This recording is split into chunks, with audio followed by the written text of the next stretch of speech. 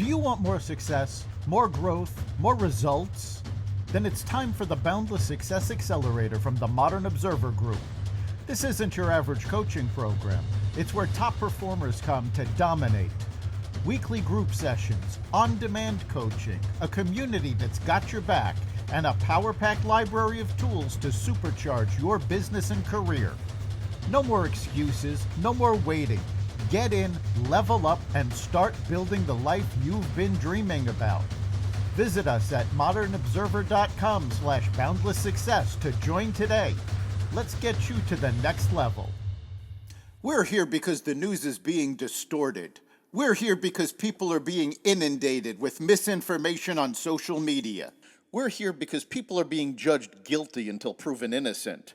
We are fighting back with facts. This is not a safe zone, so buckle up, Buttercup. This is the raw, naked truth.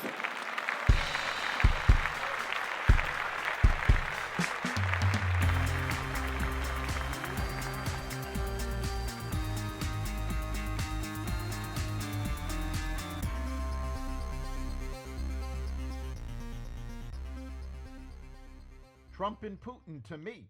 Potential military action against drug cartels, the loss of an American legend, and more. Welcome to the Raw Naked Truth. I'm your host, Eric Lopkin, and here's the news you need to know. The Israeli Security Cabinet approved a military takeover of Gaza City. Early Friday morning, following a 10-hour meeting, Israeli Prime Minister Benjamin Netanyahu's office released a statement announcing that a majority of his security cabinet backed his proposal to take over Gaza City. Until this point, Israel has controlled about 75% of the Gaza Strip in its war against Hamas, but the Israel Defense Forces largely avoided ground strikes in Gaza City because it believes that it is where Hamas is holding the 20 surviving Israeli hostages. Hamas has previously threatened to execute the captives rather than see them rescued.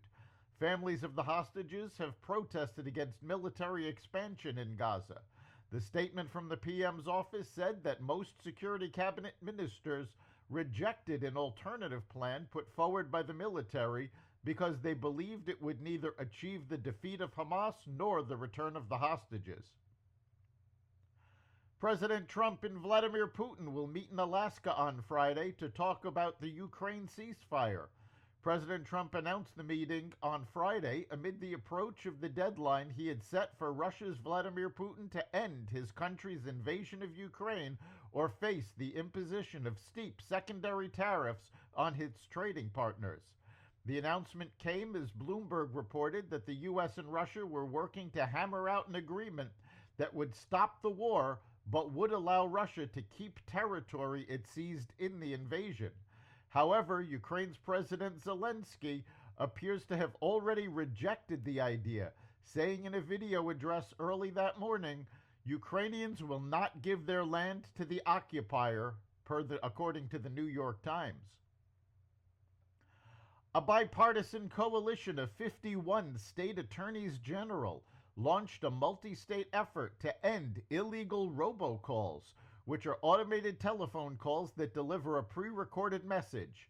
The states began Operation Robocall Roundup by sending warning letters to 37 different voice providers demanding immediate action to prevent robocalls from being routed through their networks. The letters warn that the attorneys general are authorized to enforce federal law and state law enforcement actions. Thus, the providers must respond within 21 days with a plan on how to comply with the laws. President Trump is considering military action against Latin American drug cartels, directing the Pentagon to prepare some ideas as part of a tougher regional strategy.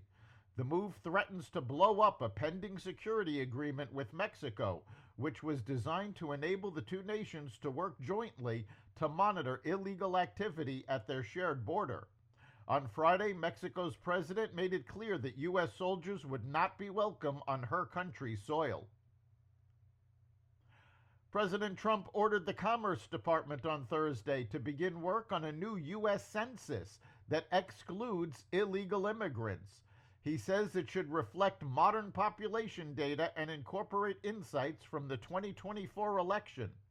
Trump made a similar attempt during his first term, but the Supreme Court blocked it in 2019. The census, mandated every 10 years, has historically counted all residents regardless of immigration status. Trump's directive marks a significant shift that could affect how congressional seats and federal funding are distributed. The Department of Justice issued 2 subpoenas to New York Attorney General Letitia James, one for her handling of the civil fraud investigation into President Trump, and the other for her office's investigation into the National Rifle Association. James is also under investigation by the FBI for alleged mortgage fraud. Finally, on a sad note, Apollo 13 mission commander, astronaut Jim Lovell, has died. He was 97 years old. We are saddened to announce the passing of our beloved father, USN Captain James A. Jim Lovell, a Navy pilot and officer, astronaut, leader, and space explorer, his family said in a statement on Friday. Lovell died on Thursday in Lake Forest, Illinois. We are enormously proud of his amazing life and career accomplishments, highlighted by his legendary leadership in pioneering human spaceflight, the family statement continued. But to all of us, he was dad, granddad, and the leader of our family. Most importantly, he was our hero. We will miss his unshakable optimism, his sense of humor, and the way he made each of us feel we could do the impossible. He was truly one of a kind. That's the Raw Naked Truth. You can catch every episode of the Raw Naked Truth Daily News Brief, as well as our sister podcast, Carnivore Radio, with news analysis and commentary, and the rest of the Xvadio Podcast Network at xvadio.com, the Apple Podcast app, YouTube, Rumble, Spotify, iHeartRadio, Audible, Amazon Music, and other platforms that respect freedom of speech. We'll see you next time.